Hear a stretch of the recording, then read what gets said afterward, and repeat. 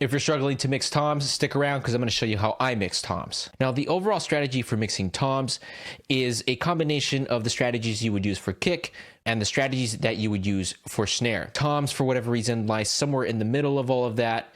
They have some of the dynamic processing of a snare, while some of the same EQ moves that you would get from a kick drum. Now, I think I have a pretty standard way of dealing with toms.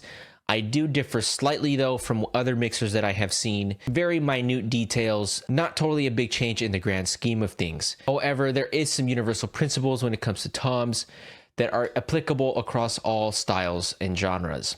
That being said, let me go ahead and play you a section with some toms here.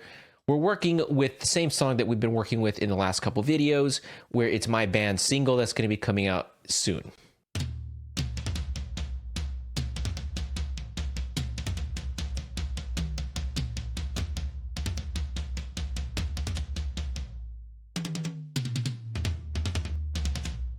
All right, so those are the toms that I have that are processed.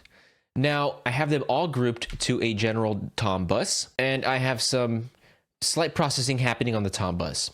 So I like to boost high end on my toms. I have a high end boost at 7.5K. I have a dip at 1K. There was some papery frequencies across all of the toms that I decided to take out. So cutting about 7 dB of that. And then from there, I'm adding some saturation just to control some of the peaks. And to further refine the dynamic range, I am having some clipping happening on the tom bus as well. So it's not a lot, but just to give me a little bit more headroom. Now, here is the key moves that you would like to make on your individual tom tracks. I like to cut right up against the fundamental frequency. In this case, for the first rack tom, it's about 100 Hertz. There's always going to be some papery frequencies around 700 to, let's say, 500. So I'm cutting about 700 here on that rack tom. And then on this one, there was some additional frequencies that sounded papery around 900 Hertz. Moving on to the second rack tom, it's a similar story here. I'm cutting right up to the fundamental frequency, which is 75 Hertz. There was some mud around 468 Hertz, and there was some additional paper frequencies around 860 Hertz that I'm cutting as well. And it's pretty much the same story across all the other toms, guys.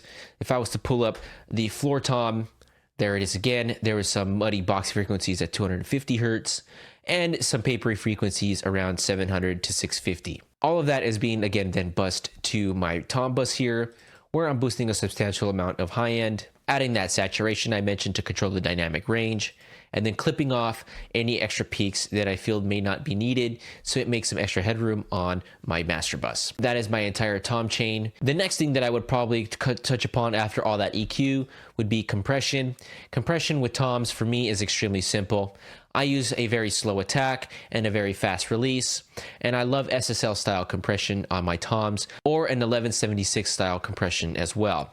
I opted for the channel strip compression here, so I went with a ratio of 6:1, so pretty decently aggressive with a fast release and a slow attack. This is going to allow the transients of the toms to come through while not really affecting the body. If I increase the range of the release, the body is going to be then sucked back down, and it's going to leave more of a blip of an attack versus a thunderous tom. Let's go ahead and check out a section where we're playing some toms with all of that processing happening.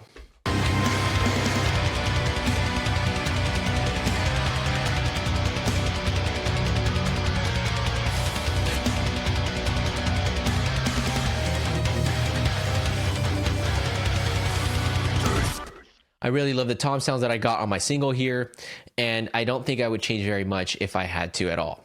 So if you found this video helpful, give me a like, comment, and subscribe. And if you want me to work on your music, shoot me an email at divinemotherstudios@gmail.com or check out the links below.